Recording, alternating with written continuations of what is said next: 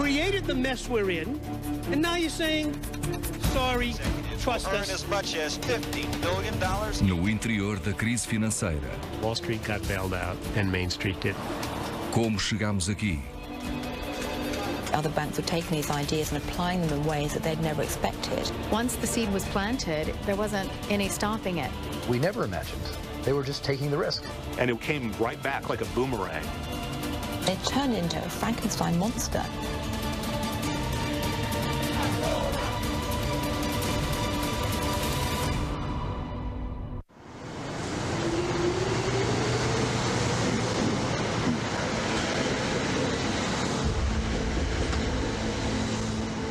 Diariamente, chegam a Wall Street milhares de trabalhadores.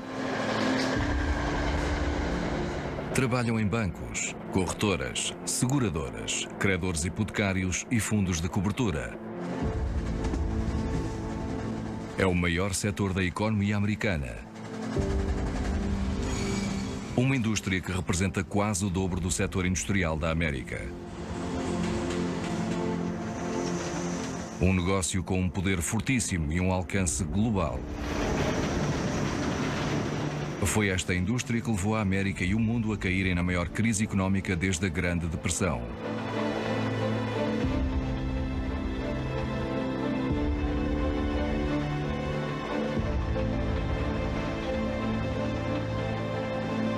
Os bancos dizem que existem para criar riqueza, tendo à sua guarda os nossos bens coletivos. E prometem investir os trilhões de dólares que nos pertencem, que jorram de negócios, fundos de pensões e contas de poupança.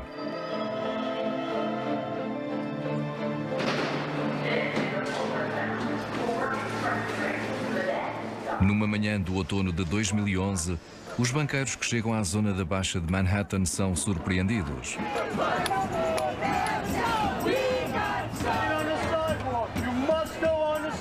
A recessão tinha destruído 11 trilhões do património líquido dos americanos.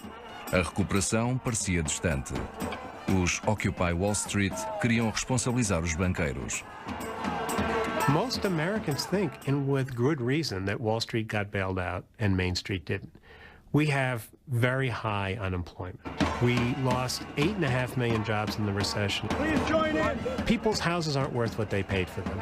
A lot of them don't have jobs. Their kids are graduating from college and are moving back in.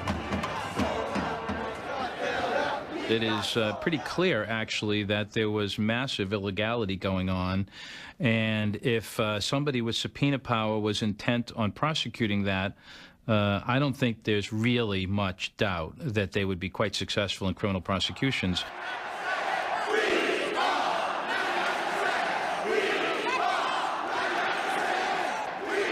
Em poucas semanas, as manifestações dos Occupy espalharam-se por várias cidades da América e do mundo, exigindo mudanças radicais no sistema bancário.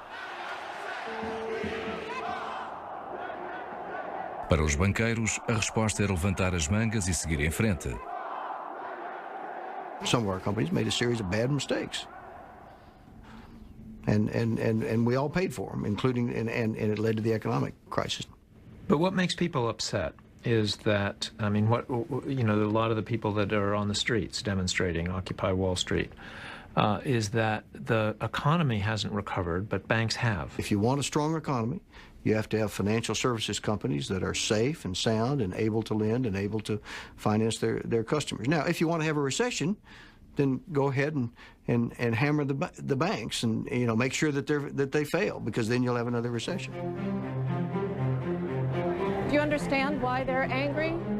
Do you have any comment? Mr. Blankfein, can we ask you a question, sir? You're going to give the American people an accounting of how you spent their money? And do you understand why it is they're angry at bankers? Do you have any regrets about the way you've spent the taxpayers' money? Absolutely not. I do. Desde a fusão de 2008, já houve dúzias de audiências. We regret that people have lost money, and whatever we did, whatever the standards of the time were, it didn't work out well. I would like to ask your opinion of the role that over-the-counter derivatives Têm sido feitas muitas perguntas, contributing to the financial crisis. mas tem havido poucas respostas satisfatórias. what goes on at Wall Street and exactly what caused the crisis and how did we get where we are, it's difficult to understand, even for professionals. I'm not sure I understand that point. Maybe you could elaborate. Well, I think it's, in many ways, it's very simple. I think our regulators and the industry have to focus on complexity. But at the end of the day, people usually have a pretty good ability to tell when something's wrong. Somehow we just missed, that home prices don't go up forever. What is a synthetic CDO? A CDO is a pool of assets. I think finance may have gotten too complicated for anyone to understand. That are pooled together and then can be sliced. In a synthetic, you pool reference securities that are indexed to specific pools of mortgages. And that the managers of these large financial institutions in some ways have been given an impossible task, that they won't be able to comprehend what it is their institutions are doing. And that is really, really scary. You created the mess we're in, and now you're saying, sorry, trust us. You created CDOs who created credit default swaps that never existed a few years ago. Who was the brilliant person who came and said, let's do credit default swaps? Find him, fire him.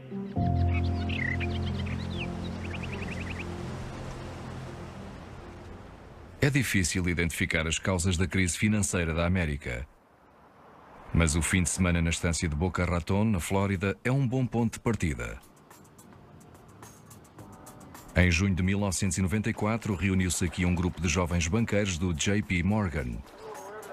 Na época, tudo parecia muito inocente.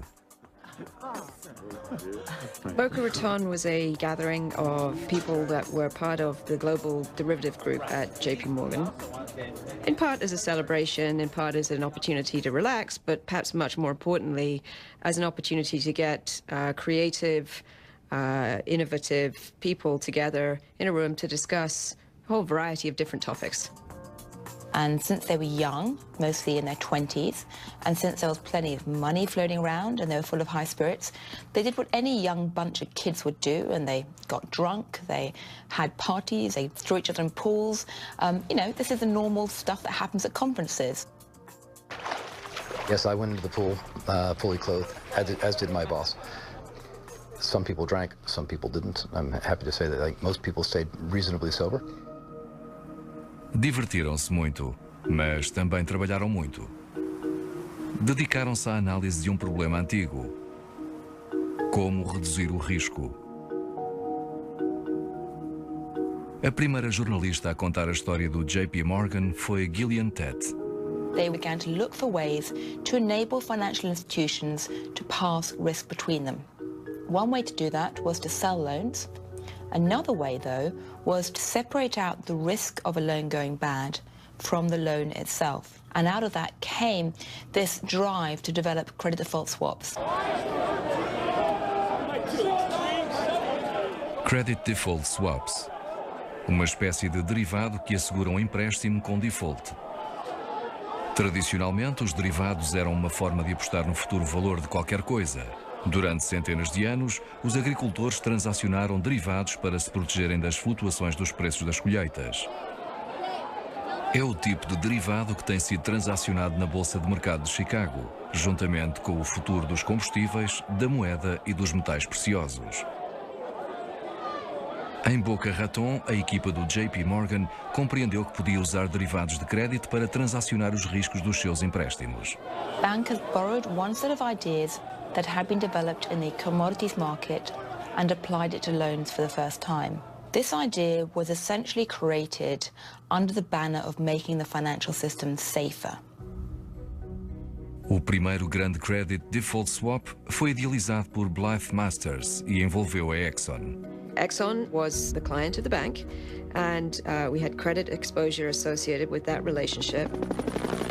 The Exxon Valdez spewed almost 11 million gallons of oil. No rescaldo do derrame de petróleo do Exxon Valdez e de uma chuva de processos, a Exxon acionou uma carta de crédito de vários milhões de dólares sobre o JP Morgan. Sweeping blow for big business. A letter of credit creates credit risk. If Exxon were to fail on their obligations, then JP Morgan would have to step in and make good on those obligations on their behalf. It was a large amount of exposure, and there was a significant amount of risk associated with that. E esse risco é enorme sugador para banco. Every time a bank makes a loan, under banking regulations, they're required to set aside certain reserves of capital for the loan.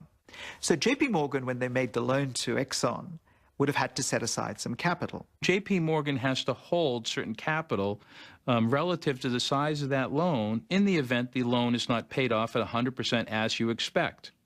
Well, of course, if you don't have to do that and you're a bank, you'd prefer not to do that. Because then you can finance more freely, you can take on more debt.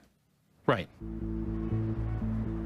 Então, Masters estudou quem poderia assumir o risco associado ao crédito e libertar o capital do JP Morgan. Encontrou comprador em Londres, o European Bank for Reconstruction and Development, o EBRD. EBRD would receive compensation from JP Morgan for taking on or assuming credit risk, and felt that that was a good risk-reward proposition. And so risk was essentially dispersed. And why did JP Morgan do that? Because we wanted to free up our capacity to do more business. Era uma importante inovação financeira. Os derivados de crédito permitiam que banco contornasse as exigências de capital. And that's what actually happened, is the amount of capital that banks had to hold got less. And so banks became able to create more and more credit. They could make more loans. O negócio da Exxon foi apenas o início.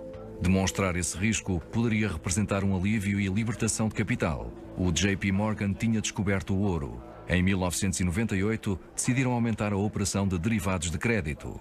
Naquele ano, entrou para a equipa outra jovem banqueira, Terry Duhan.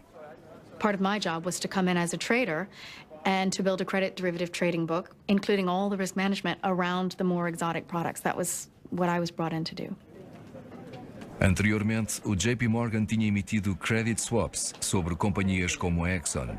Foi pedido a Duhan que emitisse swaps sobre dívidas individuais. The idea was, let's put together a portfolio of credit risk, a portfolio of names. A sua primeira transação foi credit default swap sobre 306 empresas dos registros do JP Morgan. And that list of 306 entities, they were very highly rated. They had very low credit risk. And the credit default swap was ensuring JP Morgan against default by those 306 entities. That's Many of correct. them Fortune 500 companies or other. It would have been some of your most well-known household names. And so we were giving investors an opportunity to, in effect, invest in our loan portfolio. JP Morgan did a lot of work, did a lot of due diligence to assemble this portfolio of loans. And you can get it in one easy, bite-sized piece. E o banco facilitou, dividindo o portfólio em diferentes tranches e níveis de risco. Os investidores podiam escolher o nível de risco que estavam dispostos a correr. Different investors wanted different levels of risk. There were some investors that wanted to earn a big return on really risky stuff, and there were some investors that wanted to earn a little return on stuff that wasn't risky at all. A partir daí, o banco tentou expandir o seu negócio ainda mais. So along comes this idea. What if we could create a market where people were able to buy and sell freely, independently of the companies themselves, the risk associated with lending to those companies? Começaram então a vender derivados que eram simplesmente apostas em todos os portfólios, quer fossem propriedade do banco ou não. Estes produtos passaram a ser conhecidos como obrigações de dívida colateralizadas sintéticas, CDOs sintéticas. There were investors who were able to invest in some entities that they had not had access to before. By buying a credit default swap. By investing in a credit default swap, because it was a name that they hadn't previously had access to. So there was a lot of very positive reinforcement of the market, and it just grew. It grew very naturally. Once the seed was planted, there wasn't any stopping it. Foi o início de novo e corajoso mundo livre da banca. This was pretty new stuff. This was incredibly new stuff. It was amazing. It was clearly a product that was in need. We had identified a need. A maioria dos membros do grupo global de derivados do JP Morgan rondava os 20 anos, incluindo Masters e Duhan. Mas com a criação do mercado dos Credit Default Swaps, fizeram história na banca. What in the long run this all meant was that credit, which is a vital part of the lifeblood of any economy, the global economy, became a more readily available asset. And the thinking was that that would be an unambiguously positive thing. Credit helps drive growth, helps companies deploy capital, helps employment, etc. It wasn't any longer just an idea in a room in Florida, it was the creation of an entire marketplace. O risco podia agora ser facilmente transacionado. Alimentou um boom de crédito em todo o mundo.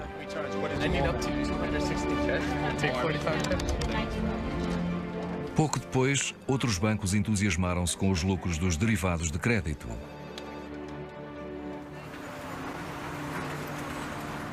Paul LeBlanc era um vendedor de derivados no Morgan Stanley e recorda a pressão para a concretização de negócios. The volume of transactions was just exploding. I mean, I used to know all the statistics because I used to talk about it every meeting, how this is a growing market. You have to get your customers involved. You can see the NASDAQ getting a nice... They can make money, we can make money.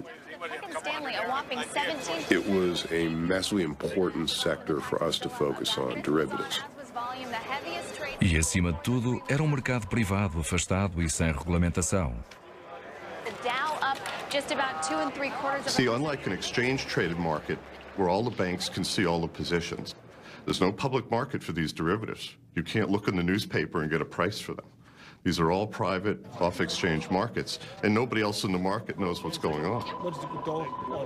Sendo um mercado opaco, os spreads, a diferença entre o que o banco podia cobrar pelos derivados e o custo para fornecê-los, podiam ser enormes. How much were these things making for the bankers that were selling them? The spreads on derivatives are several times larger than on comparable cash securities, just as a general rule.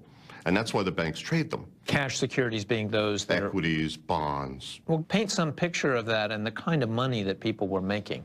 The best reference that you could give is that if you look at, say, the spread that a bank might earn doing an IPO for Facebook, they're going to maybe make 1% to bring out that IPO, very hot IPO. And a secretive banking system. If you were doing the same size deal in a derivative security, you might make 10 times the fee. For the filthy rich. This is the Palm Jumeirah. And the basic business that they created was immensely profitable. But there's a problem with all of this. Most people in finance assume risk can be eliminated. But all you can do is move it around from one party to another party.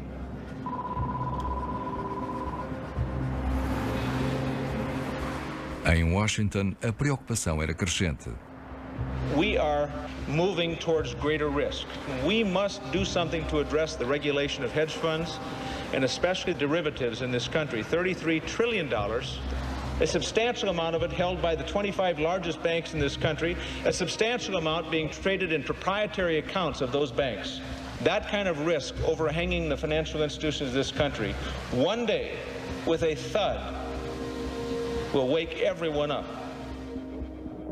Circulavam propostas para dominarem os mercados e regularem os derivados. What are you trying to protect? We're trying to protect the money of the American public, which is at risk in these markets. Brooke Liz-Barn, diretora da Commodity Futures Trading Commission, conduziu a acusação. We are the regulator which has been given the authority to oversee the major derivatives markets. Brooke Liz-Barn was absolutely right, because what she said is if you don't have transparency and regulation of derivatives, the risks are going to build up and they're going to lead to a financial crisis that's going to cause massive taxpayer bailout. Os bancos lutaram para evitar uma regulamentação de derivados. The banks didn't want anyone to know how much risk they were taking on. They didn't want to have to quantify it on their balance sheet. They wanted to be able to push it off and hide it, and that was why they lobbied so hard to make sure that swaps and derivatives would be treated differently from other kinds of financial products. Outros queriam que fossem regulamentados como os seguros. One of the most heavily regulated products in the country are insurance products for all the obvious reasons. If you're going to write insurance, you have to have enough money to pay off that insurance. But if you write a credit default swap, you don't have to have that same amount of money on hand. Or anything else, including, importantly, no disclosure. So you're saying it's a kind of under-the-table insurance agreement that avoids regulation? It's an insurance product designed not to be regulated as an insurance product and designed to avoid regulation at all. And one thing we do know is that when a product of any type is designed with minimal regulation, capital and activity moves into that area and it expands dramatically. Regulation of derivatives transactions that are privately negotiated by professionals is unnecessary. Alan Greenspan, presidente da Reserva Federal, pôs-se do lado dos bancos. Hinders the efficiency of markets. Alan Greenspan was coming from a very libertarian tradition. Keep your hands off everything. The markets will sort themselves out. And if there's a problem, then we'll clean up afterwards. And then that really was the way the Federal Reserve operated under his leadership for almost 20 years. No Capitólio, os apoiantes da desregulamentação dos bancos fizeram apelos fortes e urgentes. The future of America's dominance as the financial center of the world is at stake. Antes deles, havia legislação para levantar restrições sobre o modo como os bancos deviam negociar. Pass this bill, we could find London or Frankfurt or Shanghai becoming the financial capital of the world. This bill is going to make America more competitive, and that's important. E legislação para evitar a fiscalização dos derivados de crédito. Paying jobs not just on Wall Street in New York City, but it affects every business in America, and it benefits every consumer in America, and we do it by repealing Glass-Steagall. It's the most important example of our efforts here in Washington to maximize the possibilities of the new information age global economy.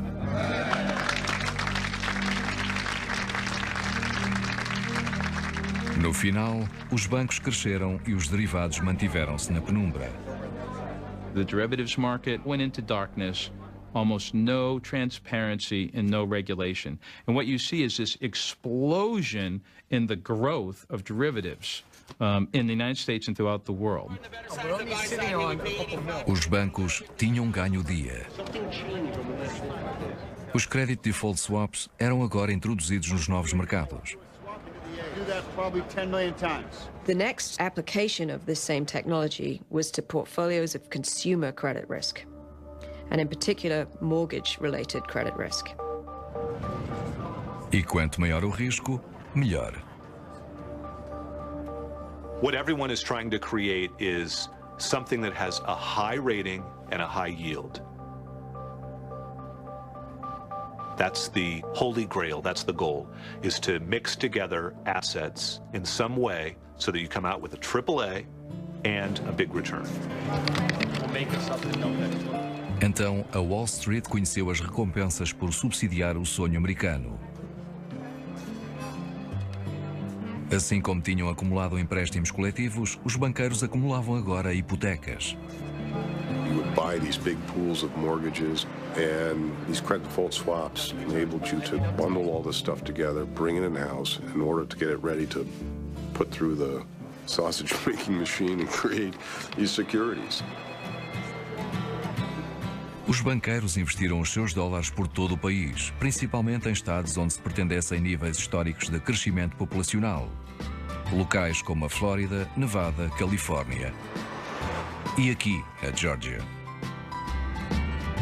Well, Atlanta was one of the hottest markets in the country, the Atlanta region. Roy Barnes é o antigo governador da Georgia. Georgia was the fourth fastest growing state at the turn of this last century, and the fastest growing state east of the Mississippi. So it was a hot market to start with. Eleito em 1998, Barnes é famoso por ter levado para Wall Street o crédito subprime, mercado que a rua tinha tradicionalmente evitado. In the 80s, there was no place for subprime. Nobody wanted it. The banks wouldn't buy it because there was a higher risk. And what really changed the appetite for subprime mortgage was you could securitize and you could sell it on Wall Street.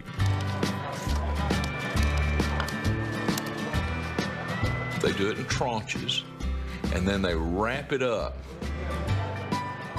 so they could be packaged together and have an overall higher yield. Nearly half of all new single-family home construction is in the South. Now more than 50,000 a month. And of course, Moody's says AAA.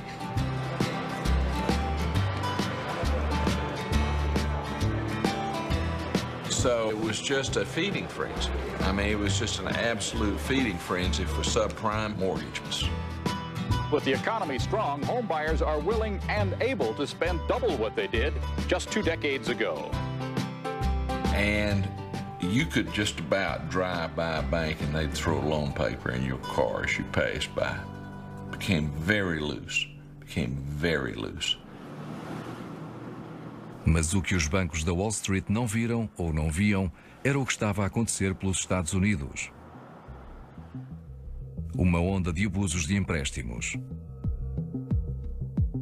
The Wild West experience in home mortgages was well underway. 41-year-old Essie Mae Hector, mother of 3, agreed to a second mortgage at 27.5%.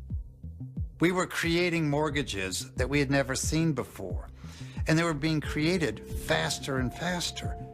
The interest rate on these loans was as high as 42%. We saw borrowers given loans that were greater than the value of their home. The home buyers were getting loans that had no income. When you have a high interest rate, then you have high points, then you have prepayment penalties, when you have balloon payments, when you have adjustable rate mortgages, and when you layer those bad practices on top of a high interest rate, it becomes predatory. We don't need rhetoric. Os advogados de habitações por todo o país contrataram credores predatórios. People are tricked into owing more money than they could ever dream. Mas uma das lutas mais ferozes foi aqui na Geórgia, There's a way out. Governor Barnes and others are making a last sobre o que se chamava Georgia Fair Lending Act. It's up right now on the House floor, a governor's bill to crack down. Os credores hipotecários e os bancos ripostaram. None of these people have a clue of what's going on. Nobody here understands the business, and they didn't let us speak. You would have thought I had recommended that we repeal the plan of salvation. You know what we need? Predatory. And why were they so opposed to it? Money. Money. This bill will cripple the mortgage business. It's going to cripple real estate sales. It's going to absolutely devastate the home market in Georgia. I can guarantee you. There were threats that the residents in Georgia wouldn't be able to get mortgages anymore because investors would not buy the mortgages in Georgia. If that were true, no bank would create a mortgage in Georgia. Georgia now has the toughest predatory lending law in the nation. Apesar dos esforços do lobby das hipotecas, o projeto de lei passou. Receando projetos de lei noutros estados, o lobby ajudou a destruir Barnes e a rescindir a lei. Right after Governor Barnes' defeat in November, one of the top legislative priorities for the new governor and the new legislature was to gut the Georgia Fair Lending Act. I think it was about 2 weeks into the new legislative session, and it was gutted. No let-up in the housing boom, which is good for the economy. Homes were selling last month at a record clip. The main reason, low mortgage rates. Os grandes bancos continuaram a acumular e a vender mais portfólios de hipotecas. Fueling the nation's strong housing market. Cada vez mais, estes CDOs continham uma dívida de alto risco. Para manter as agências de rating a funcionar, foram vendidos mais credit default swaps. Let's say I have a pool of mortgages. I have 1,000 mortgages from California, and I want to package these up. But I decide, well, some of these mortgages may be subprime, and I want to buy a little bit of credit default insurance. And by doing that, you improve the profile, in theory, yes, of your CDO. That's right. So that you can sell it better. I could go get a rating for it, too. I could go to Moody's and say, look, I have laid off 2% of the risk on this portfolio. Shouldn't I get a better rating than if I just sold the pool as it was? So you take a lot of crap, a lot of mortgages that are people are not going to pay. Right, okay. But you insure it, and the credit agency says, hey, that's a good idea. Yes, yes. New home sales jumped 13% over a year ago, while existing home sales rose 4.5%, setting a new record. A equipa do JP Morgan trabalhava também com a dívida hipotecária, mas não estavam certos da sua eficácia. We traded mortgages. We had some mortgages on our books. We certainly understood the mortgage-backed security market, but we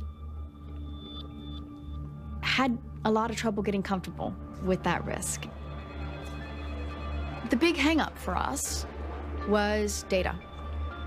We had years and years of historical data about how corporates performed during business cycles, but we didn't have that much data about how retail mortgages performed during different business cycles. We knew how much money people said they were making. We saw that UBS and Merrill Lynch had securitized products earnings that were growing faster than ours. And we asked ourselves the question, what are we doing wrong? What are we missing? Have we not figured out how to lay off some of this risk? And honestly, we couldn't figure it out. What we never imagined was that those other firms weren't doing anything at all. They were just taking the risk and sitting with it. Sales of new single-family homes shot up. The first wave of JP Morgan bankers who had developed these original ideas in the 1990s, when they saw what was starting to happen, It's the biggest one-month gain. essentially other banks were taking these ideas and applying them in ways that they'd never expected. Some of them began to get very worried. We were just about to say done on a transaction. We had a global phone call, and we were discussing the risk that we were about to do, and we had discussed it over and over and over, and finally someone on that phone call said, "I'm nervous." Twice as many home buyers are getting adjustable mortgages A as huge increase in new. We almost had stopped thinking and stopped reassessing the risk as we went along. The reason is they are And suddenly we found ourselves with a product that was vastly different from where we started. with an adjustable rate mortgage. And every little tweak along the way, we'd all said, "Oh, that's okay, that's okay, that's okay," until suddenly we all looked up and said, "Hang on, it's not okay." The world is still living with a lot of big unresolved problems. Outros bancos não foram tão cuidadosos. Venderam agressivamente os CDOs subprime aos clientes de todo o mundo. Londres foi o segundo encalhado pelas suas operações de vendas e transações. Markets on the rise and economic statistics turn encouraging. The City of London actually did yeoman service in creating some of the nastier structures. They did this offshore. These were not SEC registered deals. These were all private placements, so they were going through the legal loopholes.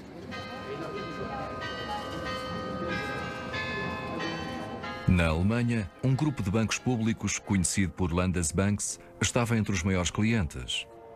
Desiree Fixler, que trabalhou no JP Morgan, referiu a sua admiração pelo apetite destes bancos por hipotecas subprime. You knew that a core group of banks in Germany would buy anything. We strongly believed they were very naive. We were amazed that they would buy this. Every single person, every salesperson was envious of that particular salesperson that was able to cover the Landesbanks and IKB because you were in one of the hottest seats globally. You were going to generate tremendous profit margin. They were big buyers. IKB was very convinced that they were one of the strongest bank in that area. They were running around telling people how good they are in investing. O multinational Deutsche Bank fez vários negócios com o IKB. Did you think at the time that your products were helping IKB, that these were good things for them to buy? Yeah, absolutely. Otherwise, we wouldn't have manufactured these products and sold it to them. So you were bullish on subprime mortgages in the U.S.? We were bullish on the mortgage market in general, and subprime, which was an element of it. We were not overly aggressive, but we were part of that market, absolutely. Americans are buying real estate in record numbers. That demand has driven prices. No final de 2005, os credit default swaps de todo o mundo estavam avaliados em trilhões de dólares e todos os anos duplicava. Not risk-free. Existing home sales rose 4.5%, setting a new record.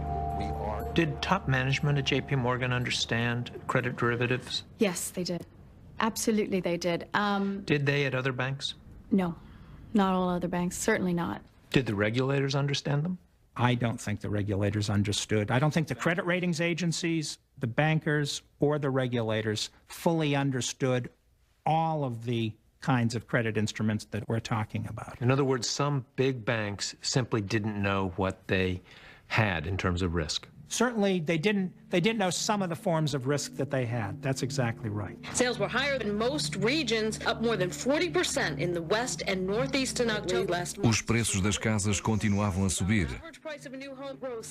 Os bancos somavam mais e mais CDOs. Teoricamente não havia limite. Um investidor não precisava de possuir quaisquer hipotecas.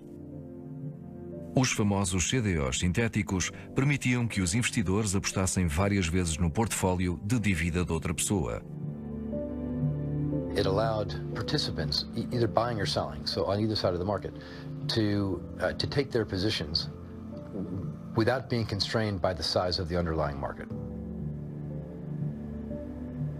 In synthetic CDOs, all you had to do was make a side bet based on what would happen to this group of mortgages and have that be the basis of the CDO.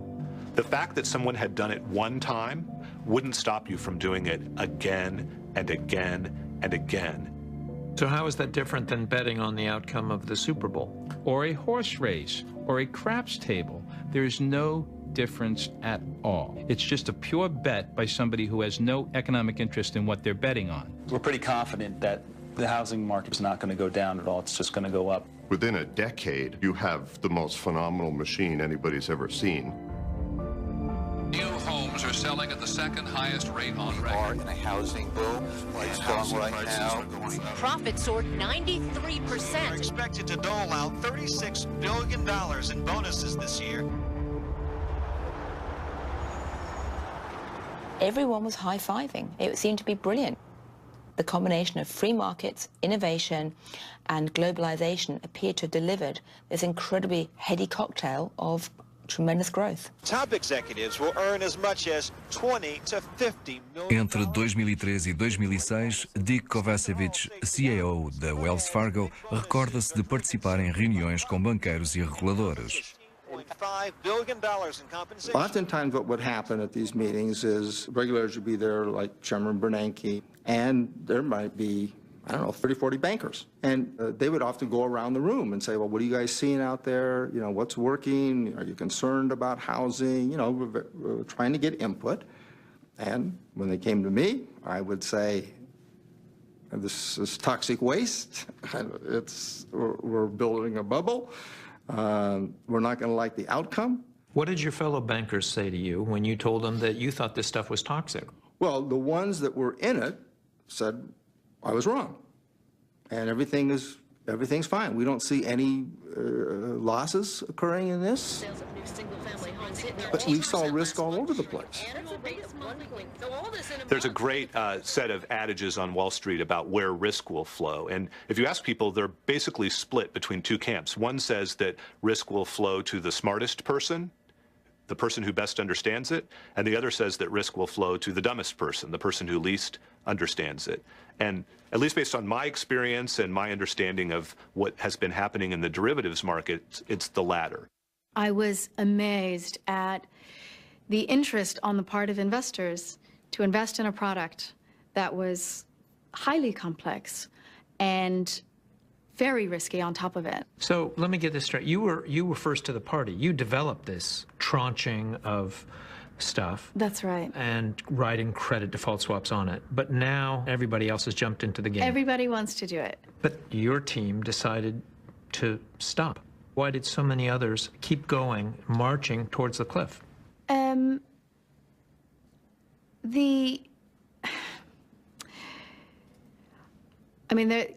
Look, very simply, there are certainly some investors, some banks, some borrowers who are a bit greedier than they should be. Goldman chief Lloyd Blankfein will take home 50. Ninguém desejava que a festa terminasse. A maioria dos bancos não acreditava que os preços das casas descessem, muito menos num crash. To imagine losses of that severity required very significant assumptions about the path of the economy, which were just not in people's mind. So it required things like assuming that house prices in the United States fell by 25%. people weren't thinking that way. And as long as house prices never fell, then these risks would never come home to roost. And that ultimately was obviously very flawed logic. As interest rates rose early this year, home sales slowed, and after years of record appreciation, businesses and individuals do as well, and the cost of borrowing is going up. E no final de 2006 começou o desenredo. Big trouble for millions of American homeowners. Quando os preços das casas começaram a descer, apenas alguns banqueiros descobriram a bolha em que estavam presos. The market has turned some mortgages into time bombs. By 2007-2008, all the smart money knew the game had ended, and all the banks tried to effectively repackage what they were stuck with as quickly as possible and get it off their books. But there was a second parallel movement which was going on, which was all about how can we take advantage of. The Dow Jones average seemed in free fall, ending the day down. Dos bancos da Wall Street que se aproveitou do mercado decadente foi o Goldman Sachs. Segundo uma investigação do Congresso, o banco criou uma série de CDOs que continham subprime tóxico, vendendo-os de seguida aos clientes. We at Goldman Sachs distinguish ourselves by our ability to get things done on behalf of our clients. Enquanto o Goldman Sachs, usando credit default swaps, apostou contra eles. They bet against their own clients, so when their clients lost money, Goldman was making money. Goldman has a little slogan that the clients come first. No, they didn't. Not in these transactions. Goldman came first, second, and third. They were really, I think, the only major bank which made money when the housing bubble burst. Num acordo com a SEC, Goldman confessou que alguns dos seus produtos de marketing não divulgavam informação importante.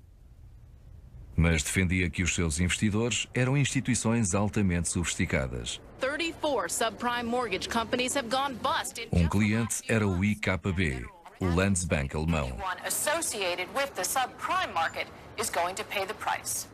Even when there was a downturn in the markets, they were still buying. I mean, the market is telling them, it's on the screen, there are headlines everywhere, danger, but they still wanted to go ahead. Did you feel there was an obligation on your part to tell them that, look, wake up, the markets are going down, maybe you should stop buying this crap? Those discussions, the word crap wasn't used, but I mean, those discussions definitely happened, but they felt that this was just a temporary glitch in an overall bull market. It will recover. It has to recover. Em julho de 2007, o banco alemão IKB, atulhado de subprimes, foi o primeiro banco a entrar em colapso.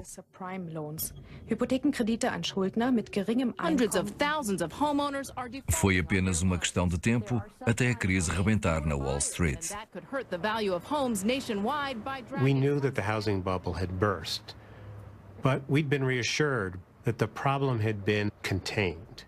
But by the beginning of 2008, it was becoming clear that this was a much, much bigger problem than anybody anticipated. There was a broad misperception of the risk in housing prices, the widespread view that we could have a regional decline in housing prices, but never a national decline in housing prices, proved to be horribly wrong.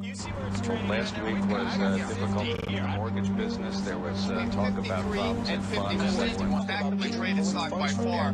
Just a few minutes before that. I think the big question at this point is. Em Nova York, os bancos tentavam descarregar o que conseguiam, mas a confusão instalara-se. No Citigroup andavam às voltas. One of the incredible things about Citigroup we now know was, although it was tossing these risks off its balance sheet, those risks came right back, almost like a boomerang. Without knowing it, they had set up one business to offload risk and then completely reversed that business, taking those risks back onto its balance sheet. It was quite clear to me that a number of really quite large financial institutions had not had the kind of management information systems which allowed them even to know what all their risks were. That was astounding to you. It was astounding to me. The sort of origination of these subprime loans, the creation of the CDOs, that business is gone. The reason why is all those credit default swaps. Tudo dependia dos credit default swaps. Compensariam como se esperava? We have known for generations that banks are susceptible to runs. Banks can't function if everybody comes and wants their money at the same moment. Merrill Lynch, devastated by losses in Lehman Brothers and the fire sale of Merrill Lynch. It's time to take a closer look at AIG. Nesta altura, era uma corrida a uma companhia de seguros. A AIG estava comprometida com credit default swaps no valor de 440 mil milhões de dólares. Remember, an insurance contract is only as good as the credit quality of the insurer. They have to pay you. And if they can't pay you, for whatever reason, then this whole process of risk transfer breaks down. We need to stabilize this industry. It's spread throughout the economy. It could be a very, very dangerous. September 18th of 2008, when I have a conference of my CEOs, and CEOs traditionally don't read their BlackBerries during meetings, but I kept looking around and noticing that a number of them were.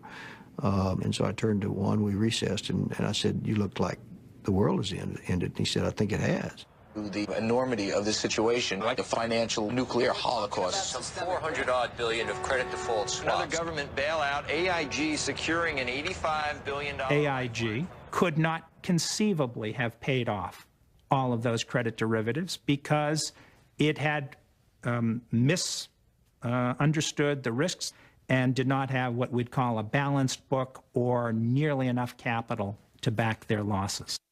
Didn't everybody know that AIG was holding a lot of CDSs? No, there was no disclosure. That's the whole point. And they haven't reported this to anyone else. The other dealers have no idea what's going on. The other banks don't know. Nobody knows. The banks turn this market into their own private game. It was, in fact, a financial shell game where we were manipulating banking results by moving the risk out through one door, but bringing it back into the banking system by another door. The risk was not leaving the banking system.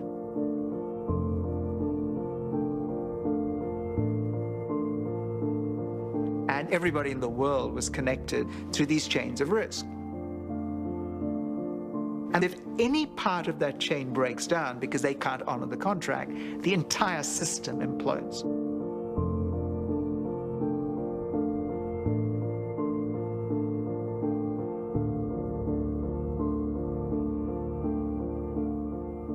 A ideia concebida há muitos anos por grupo de jovens banqueiros do JP Morgan num retiro de fim de semana tinha como intuito reduzir o risco. Their original idea had been taken and it turned into a Frankenstein monster, which they never dreamt would become so big and spin out of control to that degree. It was a very scary time. We were in totally new territory. And the notion that Lehman Brothers could be filing for bankruptcy and AIG could be at risk of the same fate was absolutely unprecedented. And the implications, thinking through the implications of that for the health, not just of the US economy, but the world. I mean, it wasn't really conceivable to do that. I couldn't get my mind around it. I know others couldn't. We never saw it coming. We never saw that coming. And I was disappointed, hugely disappointed. I mean, I was part of a market that I believed was doing the right thing.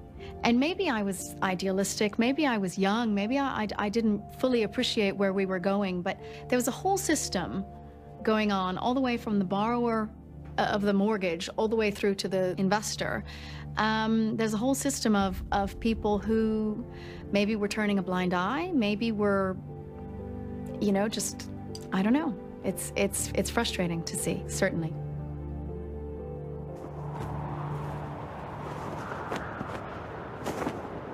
It shouldn't have happened. Most of our financial crisis in the past is due to some macroeconomic event, an oil disruption, a war. This was caused by a few institutions, about 20, who, in my opinion, lost all credibility relative to managing their risk. And the sad thing is it should never have happened. The management should have stopped it before it got big, and people were suffering for something that should never have happened. Hoje em dia, a queda é sobretudo sentida nos locais onde o crescimento foi maior, como a Geórgia. O ground zero da crise da subprime, bairros locais e ruas da cidade. Cities throughout the United States are seeing a rise in vacant and abandoned properties. And that's where the neighbors feel it. As neighbors, we're concerned not so much with the complexities of the subprime mortgage market and derivatives. These things we will hardly ever understand. What we feel on the street is the fact that the house next to us is vacant, abandoned, partially burned, and we wonder how long it's going to be there, how long we will pay the price for that abandonment. A neighborhood cannot survive long when it has a growing inventory of vacant and abandoned properties. Por vezes, nem sequer se sabe quem são os donos das propriedades. It's hard to know who owns it because it's been sliced and diced so many ways by investors that it could be somebody in Ireland who owns it. You have the securitized pools where investors own pieces of it. The investors are around the world, literally, and so it's just in no person's land. It's a vacant property, mostly vandalized, and it just sits here, and we can't do anything with it. And the reality is that that plays out across this neighborhood hundreds of times. That house has a loan that is somewhere lost in a huge financial vehicle put together by some young Turks on Wall Street. It's lost in that billion-dollar package because there's nobody assigned to look after it. And there are whole subdivisions like this, by the way, that are just lost in this great morass. And so it affects Main Street because Wall Street was too greedy. The greed of Wall Street broke Main Street.